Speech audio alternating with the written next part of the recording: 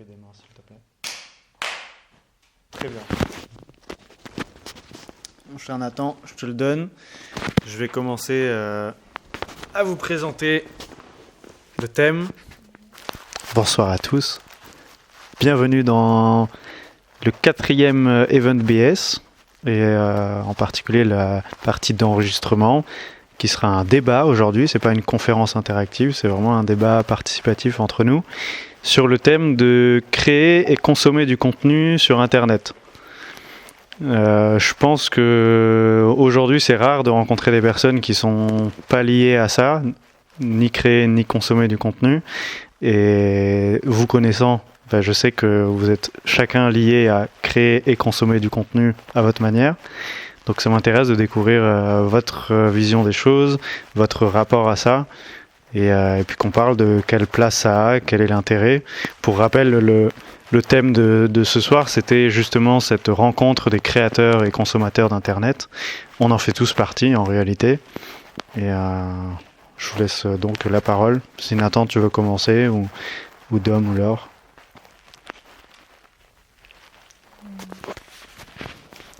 Bonsoir et merci pour l'invitation, Marc. Tout d'abord, je voudrais commencer par le début. Quand j'étais petite, c'est un peu le début d'Internet. Moi, quand j'avais 10 ans, j'avais la sécurité parentale. Je pouvais pas tout faire ce que je voulais sur Internet. J'avais accès à peut-être Wikipédia pour faire mes devoirs, mais j'avais la sécurité parentale. Et voilà, j'ai eu mon premier téléphone en 4e. Mais alors, du coup, toi, Internet, ça a commencé sur l'ordinateur ? Oui. Sur un ordinateur pour faire des recherches, entre autres Wikipédia ? Oui, c'est ça. Avec un contrôle parental ? Oui. D'accord. Oui, c'était assez limité. Et puis après, on a eu une salle informatique avec le collège. Et après, en 4e, on a eu notre premier téléphone. Et c'était plus pour communiquer rapidement avec les personnes. Mais voilà, petit à petit, au lycée, oui, j'avais pas du tout de WhatsApp ou d'Instagram à l'époque. J'avais à peine un compte Facebook. Et puis petit à petit, pendant mes études, il y en a un qui a pris mon tel et qui a installé Insta. Ah non, c'était Snap. C'était Snap. Donc j'ai découvert Snap, j'ai découvert les flammes. Et au début, je comprenais pas trop l'intérêt des flammes, etc. Et tu le comprends aujourd'hui, l'intérêt des flammes ? Ah, tu connais pas les flammes ? En fait, le but des flammes, c'est de faire une photo par jour avec un de tes contacts. Et chaque jour, t'as une flamme en plus sur le contact avec qui tu partages les photos.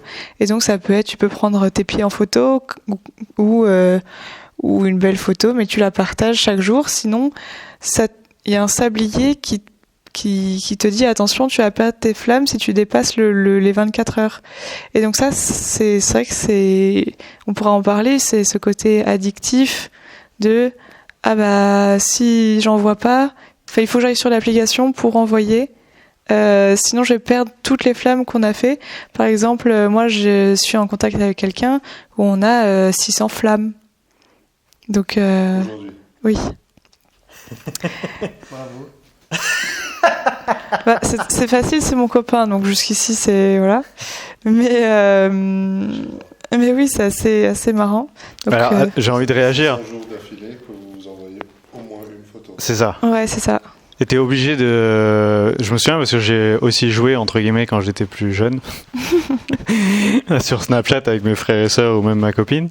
Et en fait, au-delà du côté addictif de l'application, mais c'est aussi, du coup, ça montre que pendant 600 jours, t'as jamais lâché ton téléphone plus de 24 heures.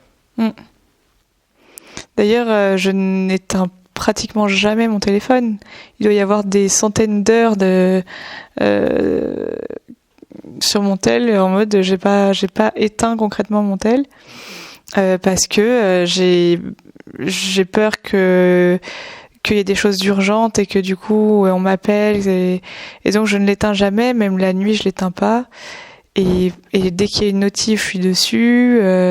C'est très... Dom, est-ce que tu voudrais prendre la parole? Je suis ravi de savoir juste déjà ce qu'elle a partagé, mais même que toi tu nous partages aussi un peu ton rapport à tout ça. Mon rapport avec Internet. J'ai connu Internet, les tout débuts d'Internet. C'est là que je montre un peu mon âge. Mais j'ai connu les lignes téléphoniques fixes à la maison où en gros tu avais le choix entre ta ligne téléphonique ou Internet. Parce qu'Internet occupait la ligne téléphonique. D'accord. Et en gros ça pouvait prendre 5 minutes pour télécharger une photo en basse résolution. Avec aussi, je pense, la génération de jeux et même d'outils de messages, parce que du coup, tout ce qui aujourd'hui est devenu les Messenger et les WhatsApp, etc., ça découle de ce qu'il y avait avant avec les AOL, ça s'appelait AOL Messenger, ou avec des outils, ça s'appelait des protocoles de communication, en fait, où il fallait maîtriser une certaine partie des commandes, en fait. C'est presque comme tu programmais ta communication pour envoyer des messages, pour envoyer des trucs. Donc moi, j'ai connu ça. Alors déjà, attends. Donc c'était avec le fait qu'il n'y ait qu'une ligne fixe ou Internet. Il n'y avait pas de portable en fait. Non, c'est ça. Il n'y avait pas de portable et du coup tu pouvais appeler les gens ou utiliser Internet. Voilà. Et dans Internet, si tu voulais envoyer un message, c'était comme un truc codé. Ouais, c'est ça. J'adore. En fait, tu avais un modem sur ton ordinateur parce que du coup, il n'y avait pas de téléphone portable ou d'ordinateur portable. C'était que du fixe. Et ton modem, il utilisait la ligne téléphonique, ça faisait un bruit physique, genre comme ça, un truc. Vous regarderez sur Internet parce que le bruit il est très connu. Puis ça bloquait ta ligne. Du coup, tu étais facturé aussi comme un appel. Ce qui veut dire que ton rapport, c'est si tu passais 1 heure sur Internet, tes parents ils recevaient 1 heure de facture. Donc tout ça a beaucoup évolué. C'était très lent. Puis même quand je suis allé à l'université en 2001, c'était le début on va dire un peu comme tu disais, les salles informatiques à l'université où tu pouvais partager la connexion Internet. Là, il y avait déjà des ordinateurs portables, des trucs comme ça, mais c'était extrêmement lent. Du coup, la profondeur de contenu que vous connaissez aujourd'hui, que ce soit maintenant des trucs 3D, de la vidéo, les Reels, les Stories, les TikTok et tout ça, c'était impensable de par la lenteur de l'interface, en fait. Ça restait relativement informatique. Tu faisais des recherches, d'où le Wikipédia, les universités avaient un peu ce que tu appelais un intranet, que tu pouvais accéder via Internet. Aujourd'hui, tout ça, c'est devenu Internet intégré, on va dire. Voilà, donc c'est connaître le avant et connaître jeune la transition et pour voir où on en est déjà aujourd'hui. Le rapport en soi, je pense que j'ai un double rapport parce que j'ai un peu été créateur de contenu où je contribue à de la création de contenu. Comme ce soir. Oui, comme ce soir ou comme des épisodes dans l'histoire de Fort Récup en termes des réseaux sociaux, etc. Et j'en consomme du coup aussi pas mal professionnellement parlant pour voir ce qui se fait, comment ça se fait, qui fait quoi, voir les innovations dans le monde des tiers-lieux, des scénographies, des animations. C'est ce qu'on appelle beaucoup de la veille. Ouais. Ouais. Ok. Ouais. La ligne elle est très fine après avec ça reste le même engin dans ta main, le même truc. Donc quand tu regardes un peu je sais pas si vous regardez vos statistiques d'usage de téléphone, mais des fois ça peut être assez ahurissant. Du coup je me dis, je dois me répéter des fois que c'est aussi parce que je passe du temps à regarder des choses qui sont liées au travail. C'est pas genre je passe 4 heures par jour sur Insta pour regarder des trucs perso, mais des fois tu as des jours où tu dis ouais ça c'est beaucoup quand même. Je sais pas, moi dès qu'il y a plus que 2 heures, 3 heures de vraiment par jour sur le téléphone. Je suis ravi qu'après Nathan il prenne la parole. Est-ce que 2 ou 3 heures c'est peu ou c'est beaucoup Moi je suis content aussi de 3 heures. Dans le sens bien ou... Dans le sens je suis content parce que c'est pas beaucoup pour moi. Mais c'est intéressant de voir les différents. Ouais. Tu veux dire, toi, Dom, 2-3 heures, ça commence à... C'est là où tu te dis... Ça exclut Call of Duty. Moi, je suis content quand je vois le 3 Mais ça, c'est pas Internet ou de la création de contenu au terme Bah, strict. non, mais c'est Internet. C'est Internet. Mais on en reviendra, parce que du coup, j'ai un petit avis là-dessus. Parce que ça change la statistique un peu quand je coche la case CODM, ça change un peu mes statistiques. Sinon c'est à peu près ça. Je pense que c'est pas énorme. J'ai regardé ma mère, par exemple, une fois par curiosité sur son téléphone.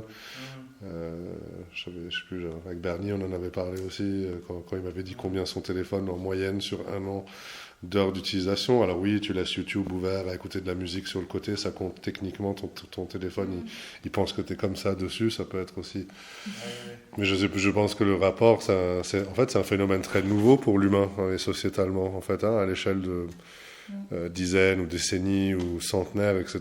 Ça fait, on va dire 20 ans pour être 20-25 ans. Et les changements de comportement que ça engendre, les changements de psychologie que ça engendre, les problèmes qui viennent avec ça aussi, les opportunités qui viennent avec ça. Parce qu'aujourd'hui, on dit on n'a jamais eu autant de facilité à communiquer ou à avoir accès à de l'information, mais du coup, ça inclut aussi à la désinformation. Ça, c'est encore un autre sujet, mais je veux dire, il y a beaucoup de... Tout à fait. Voilà. Il y a la mauvaise communication aussi. Il y a la mauvaise communication. Je t'invite, si ça te parle, de transmettre le micro à Nathan, qui nous partage ce qu'il en pense. Ou déjà, toi... Ouais, je vais commencer du début. Moi, c'était, je pense, peut-être d'abord le jeu vidéo, en introduction. Et c'était vers 11 ans, je pense, 10-11 ans. Et c'était avec le premier téléphone que j'ai eu, donc téléphone portable, smartphone. Et c'était principalement pour parler avec des gens, ouais, mais sur WhatsApp. C'était à quel âge tu dis le smartphone ? 10-11 ans, c'était pour la 6e. Le smartphone à 10-11 ans ? Ouais, oui. D'accord. Mais oui, voilà, là, ça te choque, mais je pense que c'est plutôt... c'était plutôt commun. C'est pour le collège en général. Parce qu'il commence à y avoir des groupes de discussion, mais... Ouais, et après, c'est rapidement... J'ai eu 1, puis 2, puis 3 téléphones, parce qu'à chaque fois, je changeais pour avoir mieux. Parce qu'au début, c'était un truc vraiment... utilitaire. Ouais, voilà. Mais je pense qu'il y a encore un décalage, parce que maintenant, ils sont tous à peu près pareils. Pour 200 €, t'as un truc très très bien. Alors qu'avant, c'était genre en 2012-13, il fallait déjà payer plus. Et donc les enfants, en général, ils avaient des petits trucs genre à 50 € qui a juste 3 applications, bref. Mais donc... je pense que ça a commencé de là, et puis après j'ai plus lâché. J'ai toujours eu un téléphone jusqu'à maintenant, et donc maintenant c'est plus. Je pense que mon temps d'écran par jour, ça doit être entre 5 et 6 heures, je pense. Et donc c'est, je pense, principalement Instagram. Moi j'ai pas Snapchat, j'ai jamais vraiment eu, parce que je sais pas, j'ai jamais vu l'intérêt. J'ai pas fait les flammes, alors que pourtant ma génération a participé beaucoup, mais moi je l'ai pas fait.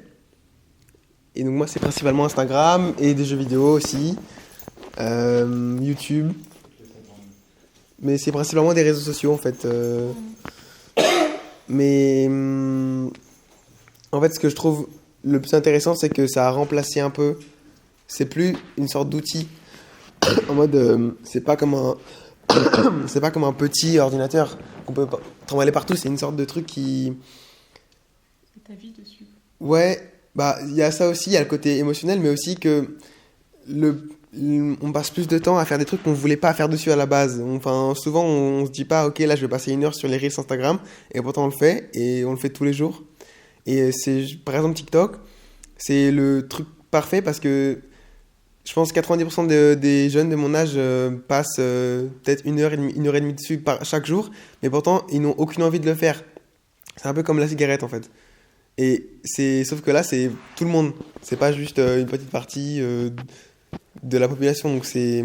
Tu veux dire quoi quand tu dis ils le font, mais ils veulent pas le faire? C'est-à-dire que c'est pas en mode... c'est plus, ça a dépassé le stade de l'outil. C'est plus un outil qui permet de avoir un GPS n'importe où, ou de faire une recherche sur Google rapidement. C'est un truc addictif, mais qui n'a rien de bénéfique. C'est-à-dire que ça donne juste de la dopamine, mais c'est pas volontaire. C'est que très très souvent au bout d'une heure, on a une prise de conscience et on se dit j'ai passé 1 heure à faire ça, j'ai rien retenu, ça a pris tout mon temps et chaque jour on recommence. Et donc, je pense que c'est vraiment le téléphone qui fait ça, c'est que ça enlève la capacité de choix en fait.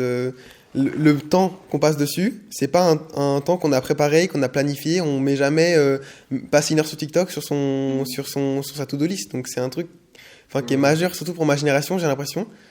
Et parce que c'est en général, c'est ça le plus grand problème en fait, d'avoir un petit appareil qu'on peut sortir tout le temps. En fait, il y a une vidéo, une petite animation qui moi m'a toujours marqué. Alors là, on parle beaucoup du téléphone, parce en soi, je pense que Marc, le sujet, c'est Internet dans le plus large, parce qu'on peut y accéder aussi à travers son ordinateur, aussi à travers sa télé, à travers sa voiture. Bref, tout est connecté aujourd'hui. C'est le concept, je pense, du IoT, Internet of Things, donc une sorte de web connecté pour tous les objets. Mais le téléphone, en fait, si tu prends les fonctions très primaires et basiques que le téléphone permet de faire, donc on va dire taper une lettre, c'est pas l'outil le plus adapté pour le faire, mais tu peux taper une lettre sur ton téléphone. Donc tu as le mail, tu as le courrier, tu as le téléphone, tu as la radio, tu as la communication, tu as le jeu, tu as la calculette. Bref, tu fais toute la liste de tout ce que ça sait faire et tu fais un pas en arrière de 20 ou 30 ans et tu dis combien d'objets il fallait avoir pour faire... Bonsoir. Pour faire ces choses-là, c'est-à-dire que c'est une époque où tu avais une calculette pour faire tes calculs, tu avais une machine à écrire pour écrire tes lettres, tu avais un téléphone fixe pour faire tes appels. Et en fait, donc il y a cette vidéo où tu commences avec un bureau, une table, et il y a tous ces objets qui ont ces fonctions individuelles sur cette table.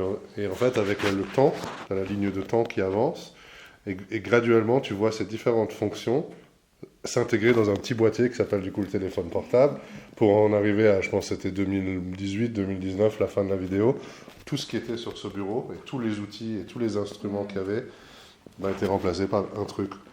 Et le point de départ de quand tu dis aussi le côté peut-être addictif et comment ça a été conçu et construit, c'est qu'en plus, au-delà de juste la dopamine de l'utilisation TikTok, Snapchat, tout ça, c'est qu'en plus c'est le chemin de la facilité, qui pour l'humain est ultra addictif aussi, parce qu'il adore les raccourcis. Tu lui dis, tu as besoin d'un bureau avec 14 instruments pour faire ta life, ou tu as besoin d'un téléphone portable et il sait tout faire. Ça, c'est fait exprès, c'est pensé dans le product design, en fait, à fur et à mesure. Aujourd'hui, c'est normal, tous les téléphones ont à peu près les mêmes fonctions, ça change, tu as une caméra mieux, moins bien, etc. Mais tu peux faire toutes les mêmes choses avec tous les portables, en fait, aujourd'hui. Et c'est vraiment voulu, ça. Je vais juste rapidement reprendre la parole pour introduire Doussou dans le débat. Et Doussou, je te présente Dom, que tu as déjà rencontré, Laure, qui fait partie de l'équipe, et Nathan, qui est un matelot navigant, qui est venu à l'Event BS2, qui vient souvent, qui avait fait un stage chez nous, etc. Bon bref, je t'en parlerai plus longuement après. Et du coup, je voulais aussi partager mon rapport à créer et consommer du contenu de par ce que vous avez dit, parce que du coup, c'est génial. C'est génial le mélange générationnel, parce que même si avec Nathan, on n'est pas si loin, ça reste... il est plus jeune que Laure et moi. Et toi, Dom, t'as un peu plus de distance avec nous, et du coup, t'es un peu plus loin, en effet. Mais... en fait, il y a des trucs sur lesquels je voulais réagir, c'était, mais même pour toi, alors, le côté du smartphone, d'avoir un smartphone au collège, qui du coup paraît une banalité. Je suis sûr qu'aujourd'hui, même au primaire, les gamins, ils ont une Apple Watch ou un smartphone, j'en sais rien, en CM2. Mais en fait, moi, je me souviens que mes parents, du coup, ils voyaient ça d'assez proche et assez loin en même temps, tout ce qui était high-tech technologie. Donc, on a commencé avec un ordinateur. Et en effet, je rejoins Nathan sur le côté jeux vidéo, même si moi, c'était pas en ligne. Et du coup, Internet, ça servait exclusivement à faire des recherches. Et puis, il y a eu le début de YouTube. Et YouTube, ça, c'est aussi un changement radical de plein de choses, de la vision qu'on a des gens, de apprendre des choses, de découvrir, de voyager même indirectement, visuellement en tout cas. Et du coup, mes parents... tous mes frères et sœurs, donc on est, pour vous donner une fourchette de 1996 ma sœur à mon petit frère 2005. Et tous, sans exception, on ne pouvait pas avoir de téléphone avant le lycée. Et en fait, juste moi, âge de l'or, au collège, t'avais clairement des copains qui commençaient à avoir un téléphone. Au moins un BlackBerry. Et un BlackBerry, qu'est-ce que c'était stylé à l'époque. T'avais ton petit téléphone avec tes touches. Ah mais moi, mon cousin, il avait ça. Mais j'étais en folie, quoi. Dès que je le voyais, j'avais juste envie d'écrire des trucs sur son téléphone, alors que je m'en foutais, mais c'était juste excitant et il y avait une hype autour de ça. Donc j'ai pas eu le droit à ça. Par contre, j'avais le droit à un petit MP3 qui faisait la taille du micro qu'on utilise pour parler, où j'avais juste le droit de mettre de la musique, brancher des écouteurs, mais qui est déjà un saut numérique énorme. Mais bon, ça concerne pas vraiment Internet, pas forcément. C'est ce que moi j'ai dit quand tu étais parti. J'ai dit en fait, on parlait beaucoup du téléphone portable, mais en fait, Internet, le sujet, c'est beaucoup plus large, parce que même MP3, c'est tout à fait directement lié au développement d'Internet. Ben, c'est pour ça que la nuance, c'est aussi Internet et le numérique. Parce que pour moi, le MP3, c'est plus du numérique, c'est pas forcément du Internet, même si c'est très lié aussi. Mais je veux dire, l'objet en lui-même, il n'était pas connecté à Internet. Mais en effet, ce qu'il y avait dessus, c'était aussi clairement grâce à Internet, et le fait que l'objet existe, c'était aussi grâce à Internet. Mais du coup, Internet, c'est arrivé plus quotidiennement avec un MP4, qui lui pouvait avoir type iPod en fait chez Apple, parce que j'ai eu un iPod en fait en 3e. Et du coup, en 3e, j'ai commencé à avoir Snapchat aussi. Avant ça, sur l'ordinateur, il y avait Skype pour discuter en texto ou en visio avec des copains. Et du coup, le rapport, il a énormément évolué, mais j'avais même à cette époque-là déjà un recul énorme par rapport aux autres parce que j'avais pas eu de téléphone jusqu'en seconde, en gros. Alors que tous mes copains en 3e, ils avaient un téléphone et du coup, c'était devenu banal. Et là, pour le coup, pareil que Nathan, mon premier téléphone, c'était clairement pas le dernier qui était haut de gamme. C'était un vieux truc, personne connaît la marque, qui a 30 minutes de batterie. J'exagère largement, mais en gros, c'était plutôt ça. Et je voyais mon père qui lui résistait avec son téléphone à 9 touches au quotidien, quoi. Bon, bref. Et j'ai été le premier de mes frères et sœurs à avoir un iPhone parce que j'ai insisté et parce que je me le suis surtout payé de moi-même. Donc en gros, ça regardait personne d'autre que moi. Mais donc Internet, ça a clairement été bouleversant et omniprésent du jour au lendemain parce que du coup, ton rapport aux gens, et j'ai entendu que tu parlais des lettres, d'écrire à la main, et ce que tu as expliqué par rapport au bureau, du fait que avant, tu avais X outils et du coup, aujourd'hui, tout est résumé en un. Ça, je rejoins carrément que du coup, même Internet, ça a étendu énormément ça, et on pourra même parler d'un peu plus d'algorithmes d'intelligence artificielle qui sont clairement aussi hyper connectés avec ça. Et je suis ravi de découvrir votre avis sur tout ça. Et en tout cas, je réintroduis Doussou, je lui laisserai, si elle a envie de parler. Elle m'a dit que au début, elle voulait surtout observer et écouter, mais elle aura aussi la parole si elle le souhaite. Et du coup, je voulais vraiment revenir aussi sur le côté créer et consommer, parce qu'en fait, c'était un peu ça mon point de départ, c'était de dire que je pense qu'il y a des personnes qui sont uniquement consommateurs d'Internet. Et du coup, c'est vraiment juste, tu gobes du contenu. Mais du contenu, ça peut être sur les réseaux sociaux, vidéo, ça peut être aussi beaucoup d'écrits, parce que du coup, quand tu parlais de ta maman, moi, ce à quoi j'ai pensé, c'est que ta maman, elle passe du temps sur son écran, mais je pense que c'est surtout pour lire, pour regarder les news. Je pense à ma grand-mère, depuis peu, aussi parce que ses mains sont fragilisées, elle a commencé à arrêter d'acheter des bouquins papier, et elle les achète sur son iPad. Du coup, son temps d'écran, il doit être plus que moi, mais parce qu'en fait, elle lit énormément de bouquins. Donc, le comportement différent je pense, sur la consommation de contenu. Tout à fait. Beaucoup lié aux générations aussi. Oui, en parlant de génération, je repense à mon grand-père qui a toujours refusé d'avoir un écran dans ses mains. Lui, il est toujours au téléphone fixe de chez lui. Donc, quand il s'agit de le retrouver dans l'aéroport parce qu'il vient nous chercher et qu'il n'a pas de téléphone, c'est compliqué. Donc oui, non, il est toujours, il va acheter son journal tous les jours au kiosque. Et les téléphones, il passe par ma grand-mère pour dire tiens, il sera à telle heure, voilà. Mais lui, c'est jamais quoi. Qu'est-ce que t'en penses ? Je trouve que c'est bien et c'est une certaine force en soi de vouloir continuer son quotidien depuis toujours, de maîtriser son quotidien comme il l'entend et de ne pas être perturbé par un objet tactile, quoi. Donc voilà. Après, en termes de contenu, c'est vrai que moi je le consomme beaucoup sur YouTube, que ce soit pour les trajets. En fait, j'aime pas le vide, et donc me faire un chemin toute seule à pied sans rien dans les oreilles, bah je sais pas quoi me dire dans ma tête. Du coup, je mets soit de la musique, soit j'écoute les gens parler dans des vidéos. Ou après j'aime bien mêler l'utile à l'agréable, et donc je regarde des vidéos soit des documentaires, soit des informations pour avoir quelque chose à raconter derrière. Et c'est vrai que je regarde les shorts YouTube, principalement YouTube. Contrairement à toi, je ne suis pas du tout sur Insta.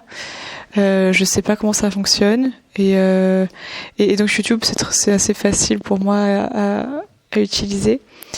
Et création de contenu, je ne sais pas mettre de posts sur Facebook, sur LinkedIn. J'ai pas du tout été formée à ça. Je pense que y a des gens qui arrivent très bien à maîtriser ça, à se renseigner et à tester des choses. Pour l'instant, moi, je n'ai pas eu ce déclic de vouloir créer du contenu, et j'ai peur en fait de mettre en avant quelque chose que je sais pas si ça va bien rendre, si je vais être jugée, etc. Donc non, je suis pas du tout formée à créer du contenu, même si je crée des animations au quotidien, mais mais voilà, je sais qu'il y a des gens qui ont fait des études pour ça, ou qui sont passionnés par ça, mais moi c'est pas mon cas, je préfère faire autre chose que ça. Voilà. Moi je trouve ça intéressant parce que quand tu dis que c'est compliqué, ou que t'es pas trop formé à ça, mais ça c'est compréhensible, mais c'est intéressant quand tu dis que peut-être pas t'as peur, mais en mode tu sais pas trop quoi penser, tu sais pas trop ce que les gens vont en penser, ou je sais pas, mais ma génération en tout cas, on crée pas du contenu pas utile, mais on crée pas du contenu en mode une vidéo YouTube de 20 minutes pour apprendre à comment investir dans le 440, mais genre on en fait tous les jours, principalement avec Instagram. Les stories, c'est quelque chose qui est extrêmement présent dans notre génération à moi, c'est-à-dire la Gen Z. Et c'est un truc qui est vraiment tous les jours, limite si t'en fais pas chaque jour, t'es un peu différent. Et c'est tout, ça peut être une photo de toi, de ton chat, d'un extérieur, mais en fait ça peut être plein de trucs. Et aussi, comme il y a la côté musique, on peut introduire une musique dans la photo ou même dans la vidéo, donc en fait il y a beaucoup de possibilités, mais on passe notre temps à en faire, et c'est pas forcément pour prouver ou quoi, ça c'est plus un peu dépassé, parce qu'au début internet c'était un peu ça, mais c'est plus pour c'est Instagram principalement, parce que c'est vraiment le réseau qui est principal, je pense, chez les jeunes maintenant. C'est plus une sorte de fenêtre sur la personne qui tu es, et parce qu'on peut mettre des photos de toi, des photos qu'on a fait, mais aussi des trucs qui existent déjà sur internet. On peut mettre une affiche de film qui nous a plu, on peut mettre les musiques qu'on écoute, on peut mettre tout en fait, et donc c'est un présentoir de qui tu es. Exactement. Et donc en fait, une personne de mon âge, créer du contenu, elle a déjà fait, parce qu'elle a un compte Instagram avec 400 abonnés et des centaines de photos et de posts et de stories qu'elle a mis sur son compte, et donc juste pour une sorte de CV, quoi, juste pour Après moi je laisse mes sœurs avoir Instagram pour moi, par exemple. Son rythme, c'est elle met une photo d'un lieu, une photo d'elle et une photo de nous trois, de mes sœurs et moi. Et moi je me dis, des fois les gens qui postent sur Instagram, j'ai l'impression que c'est de l'égocentrisme, c'est des fois beaucoup de personnes qui montrent leur corps, qui montrent qu'elles ont le ventre plat par exemple, qu'ils font des super beaux voyages, etc. Et je trouve que moi c'est un peu culpabilisant, ou que en fait je trouve qu'il y a un peu un mal-être en regardant ce genre de contenu, et en fait je veux pas entrer dans Instagram pour ne pas me sentir comme ça mal en me comparant aux gens, et donc j'ai toujours refusé d'avoir Insta pour ça, pour même si c'est un CV, ça présente la personne, souvent des gens en profitent pour mettre un peu trop en avant leur physique ou leur vie, et moi ça me dérange. Mais c'est intéressant parce que Enfin, j'ai l'impression que, en tout cas, ma génération, ou peut-être juste celle des adolescents de Paris, ou je sais pas, qu'on essaye plus de se détourner de ça. Et que le but maintenant, c'est plus trop de un peu prouver. Enfin, à part dans l'Instagram commercial, en mode tu fais des reels, c'est ton train de vie. Enfin, c'est pour gagner. Mais juste Instagram en loisir, je dirais, c'est plus. Le but, c'est justement d'avoir de plus possible de profondeur et de moins être en surface à mettre juste les stories de ton ventre plat ou de tes vacances à Bali, genre. Ok, donc il y a de la. Tu veux dire qu'il y a de la recherche, ouais, c'est plus artistique, ok, c'est plus intelligent finalement derrière.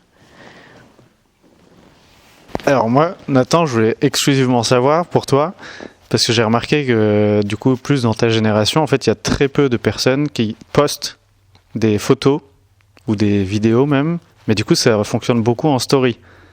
Je crois que sur ton compte, il y a... Je sais même pas s'il y a des photos sur ton compte. Ouais, il y en a 3. Mais je suis enfin 3 avec on peut slide genre je sais pas 20 en tout. Ah OK, d'accord. Mais je suis je suis dans la moyenne basse parce que c'est pas fréquent. Ah ouais. Non, mais parce que moi ce que je vois, mais même mon petit frère, il poste rien en fait. Il met des stories ponctuellement de choses qu'il a aimées, des musiques, là où il a été tagué avec ses potes, etc. Mais sur sa page ou sur son profil Instagram par exemple, il n'y a rien. Mais ça, je pense que ça vient venir avec l'âge, peut-être. Je sais pas, ou alors, en tout cas, j'ai l'impression. Il ne faut pas oublier qu'Insta n'avait pas du tout le truc story jusqu'à pas si longtemps que ça. Hein. C'est vrai. Dans l'histoire de la plateforme, ouais. C'est relativement récent. Avant, parce que c'était vraiment uniquement photographique, tu ne pouvais même pas mettre de vidéo au début. C'était des photos. Puis on est passé de photos à photos et des petites vidéos. Et aujourd'hui, le côté Reels, j'ai vu récemment, c'est le Story et Reels, c'est 70% du trafic sur Instagram. Ouais. On s'éloigne de la plateforme qui était plus dédiée à la photographie ou à l'imagerie en fait. Tout à fait. D'où le nom d'ailleurs Insta, c'était l'instantané, de prendre de l'instantané, mais je sais même pas si tu pouvais importer des photos que tu avais pris en parallèle. Ouais. Ok. T'étais pas obligé de le faire en direct sur l'appli. Parce que du coup, c'est ce qui a, pour le coup, les stories à la base. Il me semble que les stories, pour le coup, t'avais. Les stories, c'était des trucs que tu peux prendre. Voilà, c'est ça, sur l'appli. Sur l'appli dans le téléphone. Aujourd'hui, c'est plus le cas, mais. Ok. Et bon, bah du coup, je me demande, Nathan, dans ce que t'expliquais, quelle est pour toi la notion de créer ? Parce que tu parlais que tu fais des mélanges de vidéos ou des montages vidéo. Est-ce que c'est ça pour toi, créer du contenu, prendre des choses et réussir à faire un montage et un mix, ou est-ce qu'une story pour toi c'est créer du contenu, ou c'est plus, je sais pas, partager quelque chose, comment est-ce que tu l'entends ? Bah, des fois j'ai l'impression que c'est un peu les deux. C'est-à-dire que des fois j'ai l'impression que quand on va quelque part, ou je sais pas, par exemple, un exemple qui est très très parlant, c'est les soirées. Après, je sais pas si vous en avez dans votre entourage, mais moi en tout cas beaucoup. Et c'est que dès qu'il y a une soirée, peu importe le nombre de gens ou l'endroit, il y a forcément une story qui est repartagée par tout le monde. Et juste, c'est la même story toujours en noir et blanc. C'est une sorte de code. Toujours en noir et blanc, avec les mêmes 3 musiques électro trop nulles en fond. Et ils coupent le son. Et juste, après ça, c'est les soirées d'adolescents un peu nul, mais donc c'est toujours dans un appart parisien, parce qu'il y a toujours genre dans un groupe de 100 dans un lycée, il y a 10 personnes qui ont un appart pour soirée, donc c'est eux que ça se passe. Et donc la story c'est toujours la même, donc c'est en noir et blanc avec la musique, et il y a genre 40 personnes au milieu du salon qui sautent, et c'est tout. Et c'est ça à chaque fois, des stories comme ça, mais de soirées différentes, j'en ai vu mais des centaines, et c'est toujours la même chose. Ça c'est un exemple que j'ai que là, pour moi, c'est plus du contenu, parce que c'est une sorte de code. En mode, si t'es invité, il faut que tu postes une story pour montrer que tu y étais, ou alors pour remercier c'est la personne qui t'a invité, ou je sais pas. Mais quand je mets une photo que j'ai prise de n'importe quoi, et que je mets en story, bah, là, pour moi, c'est plus créer du contenu, parce que c'est un truc que je me suis dit, ok, c'est beau, je vais le mettre, je vais faire toucher un peu la photo pour que ça soit mieux, et je la garde après. Mais, pour moi, ça, c'est plus du contenu. Mais quand c'est une sorte de... Comme les flammes, c'est pas vraiment du contenu, même si tu le partages. Parce que c'est juste le motif, c'est pas créer quelque chose d'utile à à la société, c'est juste pas pour faire comme tout le monde, mais pour rester un peu dans Rester connecté. Ouais, c'est ça. Mais par exemple, quand je fais des montages ou plus longs ou sous forme de film, en fait, je fais pas la différence. Il y a un contenu qui est plus de qualité, mais pour moi, c'est quand même du contenu quand tu juste postes une photo. Ouais, je vois. Ok. Alors, il y a deux choses sur lesquelles je voulais réagir. La première, c'est que j'ai le sentiment, du coup, dans vos partages, qu'il y a une omniprésence, mais à la limite, j'ai presque envie de dire émotionnellement obligatoire pour vous. C'est-à-dire même humainement ou sociétalement obligatoire. Tu l'as dit, une soirée de tes copains, en gros, si tu postes pas, ils vont tous te dire, mec, pourquoi t'as pas posté la story? Genre, qu'est-ce que tu fous, en fait? Et du coup, t'es là, ok, vas-y, je poste, comme ça, je suis accepté dans le groupe. Mais, honnêtement, indirectement, c'est un peu ça. C'est un peu comme, du coup, ton carton d'invitation à la soirée, ou ton acceptation dans le fait de passer une bonne soirée, c'est, tu dois reposter le truc en story pour que tout le monde voit que t'étais avec nous. Ça, je trouve ça très curieux, mais soit. Et après, lorsque tu disais par rapport au fait que quand tu viens, par exemple, les trajets, et que tu écoutes des choses aussi parce que tu as peur du vide dans ta tête, ça, honnêtement, c'est symptomatique de beaucoup de notre génération, je pense. Toi aussi, Nathan, ça te concerne?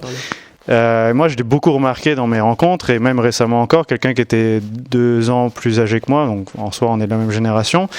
Il me disait que ça faisait des années qu'il ne s'était pas endormi sans un écran, avec un film ou avec une vidéo YouTube ou quelque chose. Et je reconnais que j'étais dans le même cas, je dirais, au lycée principalement, où du coup j'ai un peu eu cette addiction aussi avec le téléphone, les réseaux sociaux. Et que ce qui a changé pour moi énormément, c'est de me couper des outils numériques, d'Internet de manière générale, et d'accepter de vivre ce vide en fait, et de voir à quel point il était génial.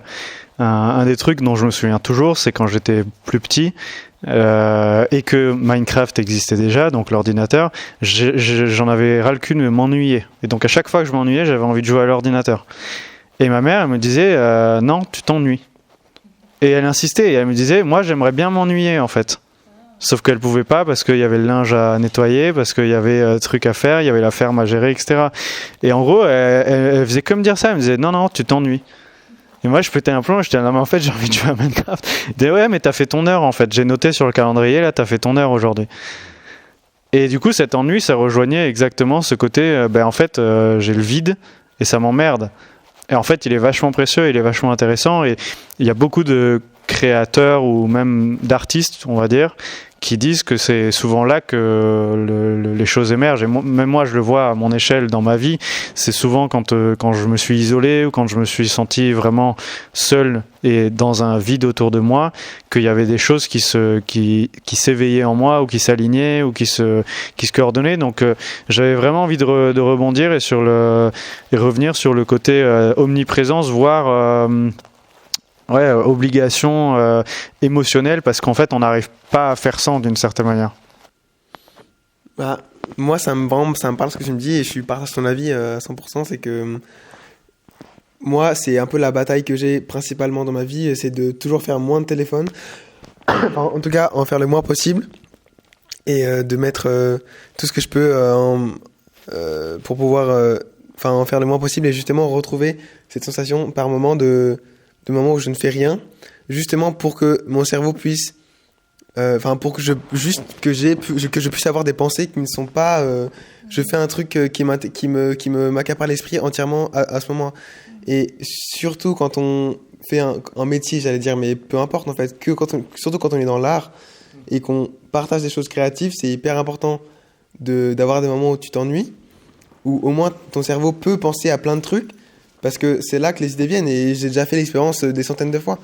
Et je pense que c'est un truc que tous les gens, tous les adolescents comme moi, ou même tous les gens qui passent beaucoup de temps sur leur téléphone, recherchent, même s'ils sont pas encore au courant, ou alors juste ils y pensent pas, ou alors c'est juste un truc dans le fond de leur esprit. Mais je suis sûr que tous les gens qui passent énormément de temps sur leur téléphone comme moi, j'en fais partie, mais veulent retrouver des moments où il n'y en a pas, ou même juste arrêter. Parce que moi, il y a plein de moments où je me dis, si j'avais un Nokia, ma vie serait mieux. C'est quoi, c'est Nokia. Mais pourtant, je suis content d'avoir un téléphone qui me permet de faire plein de trucs en même temps et à tout moment. Mais il y a des moments où je me dis, je suis pas assez mature en tant qu'humain pour me dire, je l'utilise trop, faudrait que j'arrête. Ou juste des fois, je me dis, mais je peux pas gérer en fait. C'est trop addictif. J'arrive pas à gérer moi tout seul. Enfin, par exemple, si mes parents me le prenaient pas pour me coucher. Encore, j'arriverai pas. Ou alors peut-être je le ferai une semaine et puis il y aura des rechutes. Mais en fait c'est exactement comme une drogue, sauf que t'as pas d'effet secondaire violent. Donc en fait c'est vraiment le. Plus ou moins. Si, en fait. Ouais, plus ou moins. Oui, mais pas violent physiquement ou pas violent en termes. Enfin en fait c'est un peu, ça t'enferme. Enfin c'est comme dans Matrix en fait. C'est exactement ça. C'est juste que tu te rends pas compte que c'est dangereux, alors que quand t'es sous héroïne, tu te rends bien compte que ça a des conséquences sur ta vie, quoi. Alors que là, tu peux totalement vivre ta vie sans avoir en étant très content. Mais en tout cas, moi, c'est c'est un objectif dans ma vie de toujours faire le moins possible de téléphone pour avoir plus de moments où je fais d'autres trucs. Et aussi de moments où je fais rien. Parce que c'est important aussi. Je pense que c'est un problème que beaucoup de gens de ta génération, ils ont. Et ceux qui utilisent trop, qui sont tout le temps sur leur téléphone, mais c'est aussi très générationnel, parce que moi, quand j'ai grandi, le fait de s'ennuyer, le fait de... Je sais pas, moi je vois maintenant les parents avec leurs enfants, et qu'en gros, quand ils ont pas envie de gérer, c'est tiens, prends l'iPad, tu regardes 14 dessins animés, et j'ai le temps de faire ma vie, en fait. Moi, quand j'étais enfant, quand j'étais adolescent, c'était pas comme ça. Et si j'allais voir mes parents en mode je m'ennuie, c'est bon, va dans ta chambre et ennuie-toi tout seul, quoi. Je veux dire, ou démerde-toi, ou va lire, ou va jouer, ou va grimper dans un arbre, ou va faire quelque chose, puis tu vas faire ça, puis tu te fais encore... En gros, tu t'ennuies encore, puis tu reviens, puis tu te renvoies balader, en gros. Puis à un moment donné, tu apprends aussi le précieux que c'est de savoir, en fait, d'être juste bien avec rien, ou peu. Et je pense que les effets secondaires, ils sont sur la santé mentale, que l'excès d'utilisation peut entraîner. C'est pas pour rien que tu vois, on parlait justement avant de la caméra, je vous dis parler là, qui est un peu une caméra qui combine l'ancien et le nouveau. Je pense qu'un des problèmes, c'est que le téléphone portable combine tellement de choses et de fonctions qu'on pourrait regarder, on pourrait parler aussi de statistiques, pas juste Internet, mais tout ce qu'on fait sur le téléphone. Ce qui fait qu'accumulé, tu passes 5 heures par jour parce que tu as fait tes mails, ton texto, ton Insta, ton Snapchat, un peu de jeu, un peu de Amazon, j'en sais rien, chacun fait ce qu'il veut. Mais quand tu rajoutes toutes ces fonctions en une, tu as passé beaucoup de temps sur l'objet même. Et du coup, les angoisses que les gens peuvent avoir, quand ils disent « j'ai perdu mon téléphone, j'ai perdu ma vie », pourquoi c'est ta vie ? Parce que ça regroupe mes photos, mes souvenirs, mon compte en banque, ma sécu, ma mutuelle, nanana. Ça, je pense que c'est pour ça que tu vois de plus en plus d'objets dédiés qui réapparaissent. Genre, je vois un autre truc pour les vidéos, c'est une sorte de... Ça ressemble à un Game Boy un peu, une version nouvelle, qui marche aussi avec l'IA, et qui est que pour regarder des vidéos. Et l'interface IA, elle est juste pour te présenter le contenu que tu demandes. Genre, je veux voir des vidéos sur comment construire une maison, puis il va te choisir les meilleurs trucs. Mais du coup, tu peux que faire ça dessus. Alors, soit ça va aider les gens à un peu séparer les usages de nouveau, alors que ça fait des années qu'on va vers un objet pour tout. Soit c'est de nouveau juste un gadget, un peu pour manipuler les gens à penser qu'ils font quelque chose de bien dans leur vie, à séparer les usages. Et finalement, en fait, ça les rend encore plus accros à différents trucs. C'est vachement difficile d'être discipliné dans son usage, dans sa consommation, ça va en phase, parce qu'on est tous des humains qui ont des cycles et des phases de leur vie. Donc des fois, je sais pas, je suis très occupé sur un projet, je vais regarder beaucoup moins de contenu. Je suis moins occupé, ou alors j'ai besoin de m'inspirer pour certaines choses, je vais en consommer beaucoup plus. Donc je pense que ça peut être une courbe un peu sinusoïdale ou un truc comme ça. Mais... J'avais très envie de réagir sur l'impact que ça a, parce que je le vis mais de ouf, mais de manière tellement flagrante que ça me pète le cerveau. C'est-à-dire que si je consomme trop du contenu, je pense par exemple à du Call of Duty, non mais meilleur exemple. Je jouais pas du tout, j'ai jamais joué à des jeux d'action aussi poussés et aussi rapides, parce que Minecraft en réalité c'est pas très rapide à l'échelle de Call of Duty. Et du coup j'ai joué 1 mois la première fois. Et après, mais en fait, au bout d'1 mois, juste mon cerveau, il explosait. Parce qu'il y avait beaucoup trop d'informations et qu'en fait, même quand j'arrêtais de jouer, j'avais toujours les trucs qui tournaient dans la tête pour les traiter. Ben ouais, mais en fait c'était juste horrible parce que le soir quand j'allais me coucher, au lieu de penser au bouquin que je venais de lire 3 pages, ben en fait j'étais en train de me remémorer les games que j'avais fait dans Call of et de dire ah lui je l'avais bien bossé, ah là putain je me suis fait quand même bien éclater, c'était dommage. Voilà. Et en fait ce qui est ouf c'est que c'était incontrôlable. C'est-à-dire que je pouvais pas choisir de ne pas vous revoir les games que j'avais faites. En fait, c'était juste mon cerveau, il me disait en fait Max, ça allait tellement vite l'information que j'ai besoin de la traiter, j'ai besoin de la filtrer, j'ai besoin de la revoir encore et encore et encore jusqu'à que ça s'apaise. Et donc j'ai arrêté au bout d'un mois parce que ça me pétait le cerveau. Et pour revenir sur le côté créatif, ma newsletter, c'est un écrit que je ponds de mon cerveau toutes les semaines, une fois par semaine. Et c'est assez conséquent, il y a plus de 1000 mots à chaque fois, c'est en plusieurs parties qui sont d'un axe différent. Parfois c'est juste une pensée, une expérience, etc. Mais en fait, quand tu ponds une pensée, bah, il faut que tu sois disponible d'esprit. Si tu es en train de te remémorer des games, comment est-ce que tu veux partager une pensée sur le fait de, je sais pas, être en relation avec une plante ? Bah tu peux pas en fait, parce que tu as juste 0 neurone pour ça. Et je me suis rendu compte de l'impact que ça avait et à quel point ça perturbait ma créativité, mon écriture et ma clarté d'esprit aussi. Et du coup, je me fatiguais encore plus parce que ça me demandait énormément d'efforts mental pour créer, pour écrire, pour pondre du contenu de qualité, parce que tout ça trottait dans ma tête et perturbait beaucoup de l'énergie. Et j'ai remarqué, en plus, parce que je jouais sur iPad, qui a un écran plus grand, c'est encore plus immersif dans le jeu, c'était impressionnant l'impact que ça avait. J'ai arrêté, puis j'ai repris. Et j'ai remarqué une différence énorme. J'ai remarqué une différence avant que je commence, puis quand j'ai joué, puis quand j'ai arrêté, puis quand j'ai repris. Aujourd'hui, j'ai de nouveau arrêté, mais je sens que dès que je reprends, mais il suffit que je fasse 3 games, mais ça va tourner toute la journée dans ma tête les parties, quoi.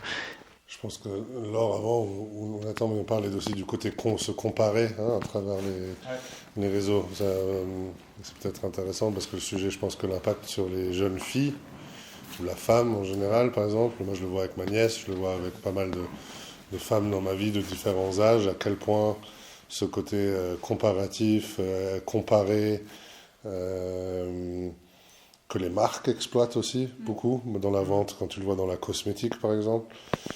Si t'es pas une demoiselle de 12 ans qui porte un tel produit, ben c'est qu'en gros, t'es pas belle, t'es pas ceci, t'es pas ça. Et du coup, les effets secondaires, parce qu'on revient à ça, de l'utilisation des réseaux et des plateformes, etc.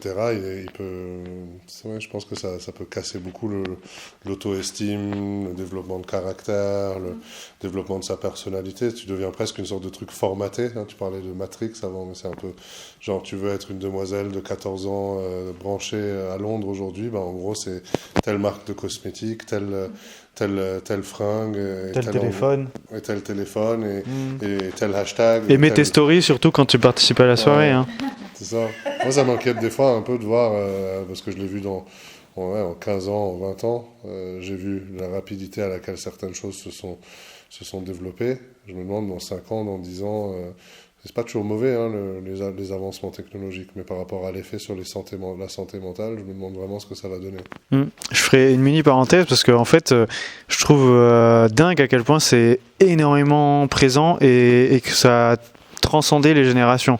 C'est-à-dire que même des personnes de ton âge qui ont vu les choses évoluer, parfois ont plus du tout le recul sur la technologie et sur le fait que le gars il a 200 followers, c'est un gogol. Vraiment, je veux dire, il y a des gens, ils filtrent et ils jugent que à partir de ce que tu as sur les réseaux sociaux, les statistiques que tu as, les relations, etc. Et je trouve ça vraiment curieux, en fait, à quel point ça a pris le dessus. J'en parlais avec ma grand-mère aussi, de à quel point on se fait presque plus confiance à soi-même. On a plus confiance à ce qu'on va lire sur Internet, d'une information, d'une définition, de n'importe quoi, plutôt que ce qu'on a vu nous-mêmes. Et je trouve ça ouf à quel point vraiment on prend Internet comme quelque chose de juste. Et quand on est en débat avec quelqu'un, souvent ça se finit par ce qu'on trouve sur Internet. Ça se finit pas en mode « Bon, ok, t'as raison, soit ». C'est « Non, on va voir ce que dit Google ». Parce que Google, il a la science infuse et c'est jazz. En gros, je résume, mais j'exagère aussi, mais je trouve dingue à quel point c'est omniprésent aussi, même dans les débats et dans les discussions. Donc je suis ravi que là, ce soir, ce soit pas où on est en train de chercher à prouver l'autre, regarde telle statistique, du coup ça veut dire ce que je dis. Non, en fait, on partage juste des points de vue et parfois, en fait, ça suffit largement. Il n'y a pas besoin d'aller demander à Google ce qu'il en pense. Moi, je peux rebondir sur le côté générationnel. Mon père, lui, il était à la génération du Minitel. Il a vu tous les ordinateurs évoluer, tous les Apple. Et c'est un grand collectionneur d'ordinateurs, d'anciens ordinateurs. Et en fait, il a fait des études d'informatique et après il est devenu informaticien. Et en fait, il est toujours derrière son ordinateur, mais toujours, tout le temps. Même des fois, dès que c'est le milieu du repas, des fois il remonte ou en fait, là, ça impacte sa vie parce qu'il ne connaît que les ordinateurs et c'est dommage parce que du coup, c'est souvent nous qui lui proposons des activités pour le détacher de ça. Et il peut rester devant ces 1000 onglets ouverts toute la journée jusqu'à 2-3 heures du matin. Et du coup, il se lève tard et donc après, il est complètement décalé. Et on se demande, ça a impacté aussi notre enfance dans le sens où il est toujours pas indisponible, mais il est derrière son écran et il est pas dans la présence avec nous, avec mes frères et sœurs. Mon petit frère, lui, il a suivi la voie des écrans. Il a 11 ans, il est déjà sur Minecraft. Il fait de la programmation avec son ordi. Et on lui a acheté un clavier à 110 balles alors que non, on n'avait pas ça à l'époque. Il a une technologie déjà à 11 ans et il prend l'écran de sa mère pour jouer au téléphone tout le temps et en fait on les voit plus, ils disparaissent, ils sont derrière un écran toute la journée et on se demande qu'est-ce qu'ils font. Alors mon père il déroule sur Facebook, il est sur des groupes Facebook sur les ordis parce qu'en plus de son temps libre du coup c'est aussi il consomme du contenu mais à propos des ordinateurs, etc. Et donc c'est impressionnant. Il a pas réussi à faire à part. Enfin, il s'est jamais séparé de ça. Et c'est assez impressionnant. Donc je sais pas si vous, aux parents, ils sont aussi, s'ils ont grandi avec. Mais toi, par exemple, les tiens, ils sont consommateurs aussi. Moi, très peu, et c'est eux qui me tirent vers le haut à ce point de vue-là, je pense, parce que sans eux, je pense que j'en ferais beaucoup plus. Et eux, vraiment pas beaucoup. Ils ont tous les deux un téléphone cellulaire, mais ils sont pas du tout accros, ou alors ils regardent pas du contenu tout le temps. Ils l'utilisent vraiment comme un téléphone à touche. Mais par exemple, mes frères et sœurs, déjà beaucoup plus. Et moi-même, mon petit frère, il le fait aussi, alors qu'il vient d'en avoir un. Mais en fait, là, quand tu me parles de ton grand-père, de ton père ? Mon père. Ton père qui passe beaucoup de temps sur ça, c'est que je disais que l'être humain n'est pas pensé et n'est pas capable, enfin certains sont capables, mais n'est pas capable de gérer des appareils avec autant d'outils et autant de puissance de pouvoir sur ton cerveau en fait, parce que ça a toujours un bruit, une lumière, une page qui change. En fait, c'est pas fait pour ça. Enfin, c'est pas fait pour nous en tout cas. Et on peut pas gérer qu'on ait 15 ans ou la cinquantaine, on peut pas en fait. C'est trop compliqué. Oui, en plus. C'est qu'en fait, les gens qui les construisent, exploitent, sans rentrer dans c'est pas du complot, etc. Mais juste, de nouveau, ça rentre dans le design du produit, en fait. C'est fait pour ça. Et les ingénieurs qui bossent les applis et les logiciels, etc., c'est leur patron leur dit comment est-ce que je fais pour que les générations des 12 ans passent le max de temps dans quelle fonction. Donc ils vont faire des enquêtes envers les jeunes, genre tu trouves quoi, c'est quoi qui est stylé. La flamme, un jour, c'est quelqu'un qui leur a dit, je connais pas la flamme, mais la flamme, un jour, c'est quelqu'un qui a dit à un designer de logiciel, a dit si tu mets une flamme là, ça va augmenter de X% l'engagement des 12 à 14 ans. Tu le vois dans les casinos, c'est la même chose. Je veux dire, ils ont des gens... Facebook avait embauché au début les meilleurs ingénieurs d'addiction. Et ils les ont trouvés tous à Las Vegas, dans les casinos, qui faisaient la conception des espaces, des parcours de jeu, des expériences de jeu. Parce qu'en gros, des règles, etc. Tout, la lumière, l'odeur, la luminosité, la bruit, tout.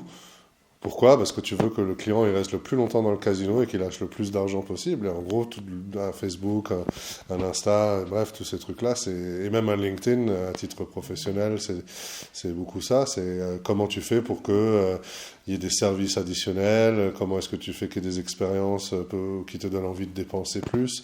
Tous les mécanismes humains de la jalousie, la honte, la pression sociale, l'ego, tout ça est pris en compte dans tout ça. Tu le vois dans Call of beaucoup. Juste pourquoi est-ce que quelqu'un mettrait, et j'en suis le premier, 10 balles par mois ou 100 balles dans un bonus, alors qu'en soi, pour jouer, t'as pas besoin de tout ça, mais parce que tu vois l'autre qui a, non, c'est génial, c'est beau.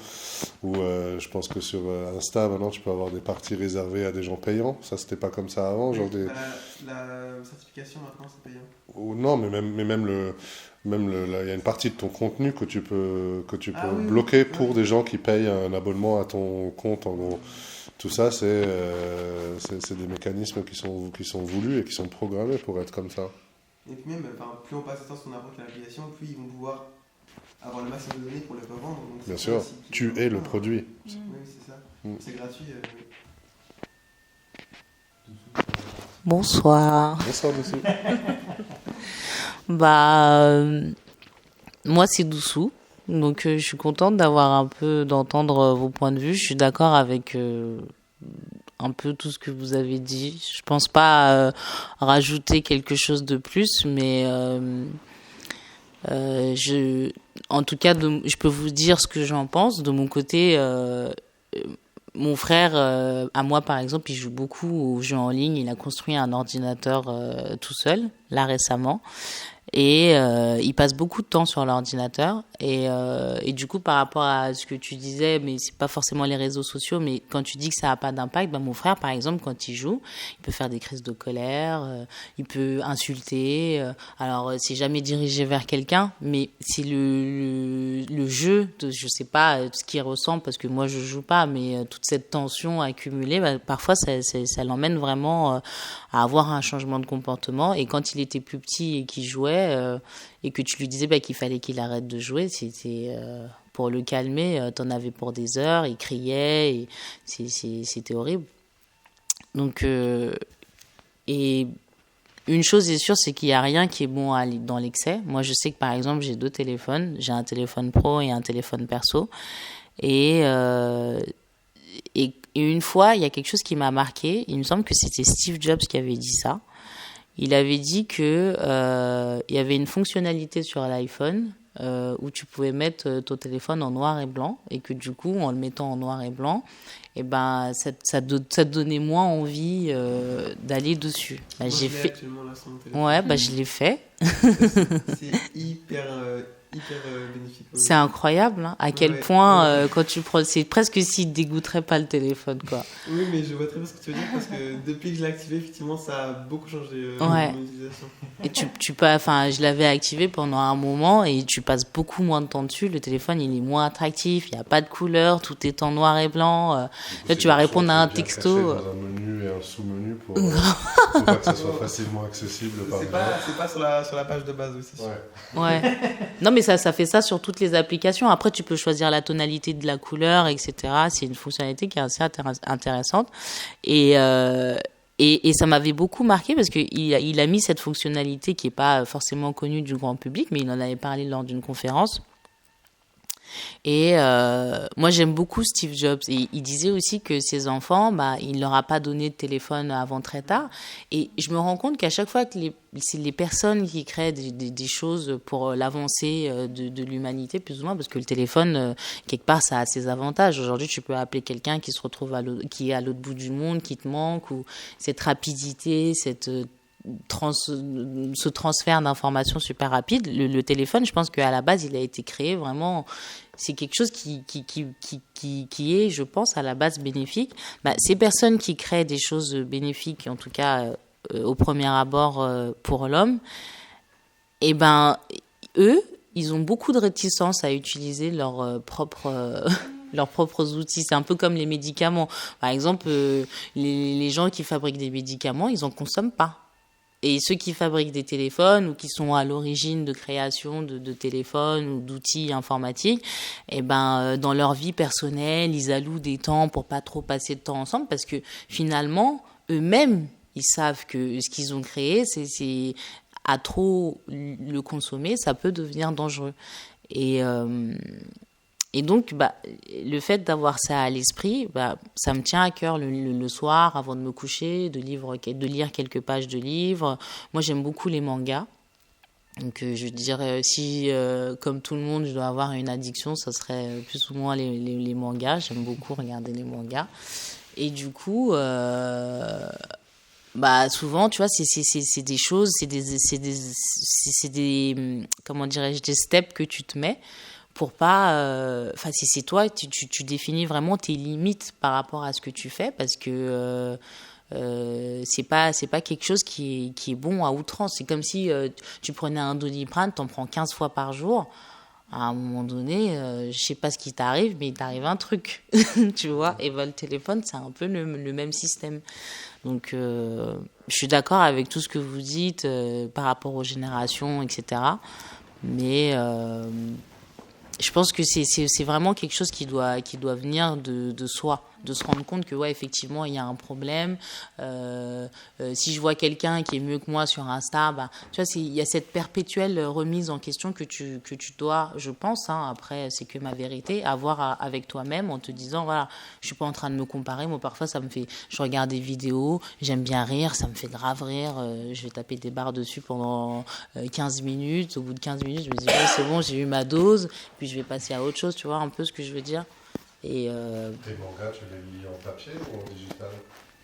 Les deux. Les deux? Ouais. Mais j'aime bien les lire et puis j'aime bien aussi voir l'animé parce que parfois dans l'animé c'est jamais pareil de toute façon quand tu lis un livre et quand tu... Je demandais parce qu'on peut s'imaginer si on essaie de revenir un peu sur le sujet aussi de Internet, c'est que Internet a permis comme outil que le manga soit distribué dans beaucoup d'endroits dans le monde instantanément. Du coup, l'audience a grandi énormément.